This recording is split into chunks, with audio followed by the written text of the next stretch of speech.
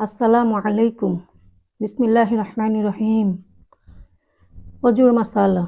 নখের ভিতরে আটা, চুন অথবা অন্য কোনো জিনিস শুকাইয়া থাকিলে অজুর সময় যদি তাহার নিচে পানি না যায় তবে অজু হইবে না। যখন মনে আসে এবং দেখে তখন ছাড়াইয়া তথায় পানি ঢালিয়া দিবে। সম্পূর্ণ অজু দ্বিতীয়বার করতে হবে না।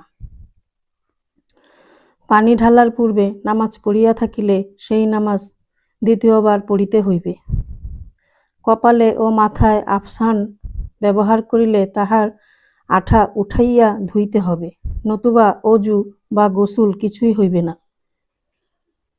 অজু করার পর 2 রাকাত তাহিয়াতুল অজু নামাজ পড়া ভালো। হাদিস শরীফে ইহার অনেক ফজিলত বর্ণিত আছে। 1 ওয়াক্তের নামাজের জন্য অজু করিয়াছে, সে অজু এখনো টুটে নাই, ইতিমধ্যে অন্য নামাজের ওয়াক্ত হইল, এখন সেই অজু দিয়াই এই নামাজ পড়িতে পারে, কিন্তু নতুন অজু করিলে সওয়াব অনেক বেশি পাইবে। একবার অজু করিয়াছে, এখনো সেই অজু ভাঙে নাই, অন্য ইবাদতও সেই অজুর দ্বারা করে নাই, এখন পূর্ণ অজু করা মাকরুহ এবং নিষেধ। সুতরাং গোসলের সময় অজু করিয়া থাকিলে সেই অজুর দ্বারাই নামাজ পড়িবে। সে অজু না টুটা পর্যন্ত পূর্ণ অজু করিবে না। যদি 2 রাকাত নামাজও ওই অজুর দ্বারা পড়িয়া থাকে তবে আবার অজু করিলে কোনো ক্ষতি নাই, বরং অজু করিলে বেশি সওয়াব পাইবে।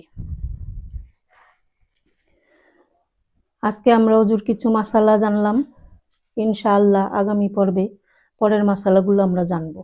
আমাদের সাথে যুক্ত থাকুন। আল্লাহ পাক আমাদের সবাইকে আল্লাহর হুকুম নবীর তরিকা চলার তৌফিক দান করুক। আমিন। আসসালামু আলাইকুম।